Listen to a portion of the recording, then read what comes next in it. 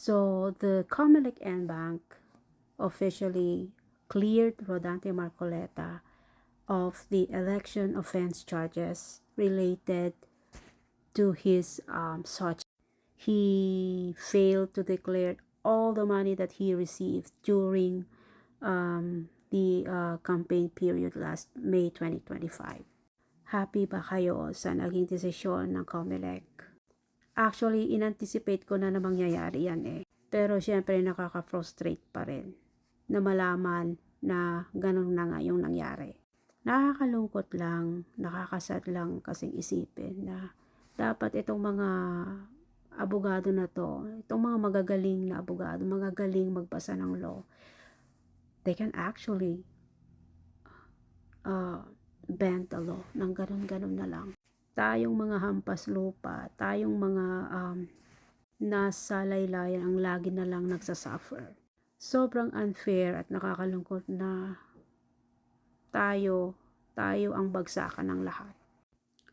At ano ang magiging impact nito sa susunod na mga election, sa mga future election na mangyayari?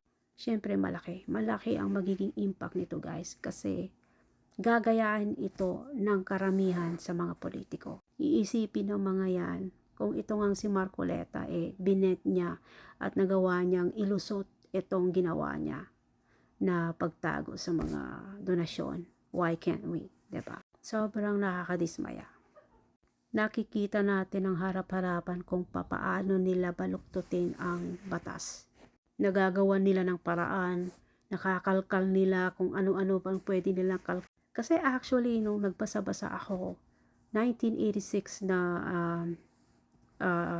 Omnibus Election Code is napakaayos. Ito panahon ni Marcos Sr. Kung magbabasa-basa lang kayo guys, marami kayong matututunan. So, hindi natin alam, walang nakakaalam kung bakit noong 1991 panahon ni Cory Aquino na bagong lahat. As in, maraming na-refill. So, ang ibig lang sabihin nun guys, noon pa lang nangyayari na itong mga ganitong klase ng pagtatago sa mga nagdo-donate sa mga politiko. Hindi lang natin napapansin.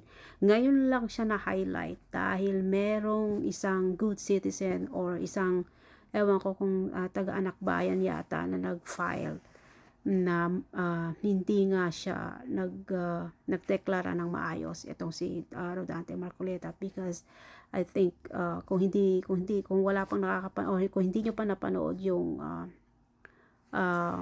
isang video niya na he was mentioning about his friends na nag-donate sa kanya ng pera para sa kanyang pagkandidato bilang senator, because they believe that Marcoleta deserved to be in the Senate. Di ba ang galing? Yung sa kanya na mismong bibig nang galing yung mga ebidensya, pero heto na nakalusot pa rin siya. Sobrang galing, 'di ba? So ang pagsak niyan sa atin na naman, tayo na naman ang mag-a-adjust, 'di ba? Parang ganun na naman ang nangyari na naman ito doon sa Senado dahil doon sa impeachment ni Sara Duterte. Imbes na forthwith naupo lang doon sa opisina ni former Senator Senate President Cheese Escudero, na imbis na i-forthwith niya yung impeachment ni Sara Duterte, natulog lang doon sa opisina niya. Pangalawa, doon na naman sa Supreme Court. 'Di ba? Anong ginawa nila doon sa calendar days na dapat mag-start na yung trial ni Sara Duterte, pero hindi nila, parang in-archive nila something.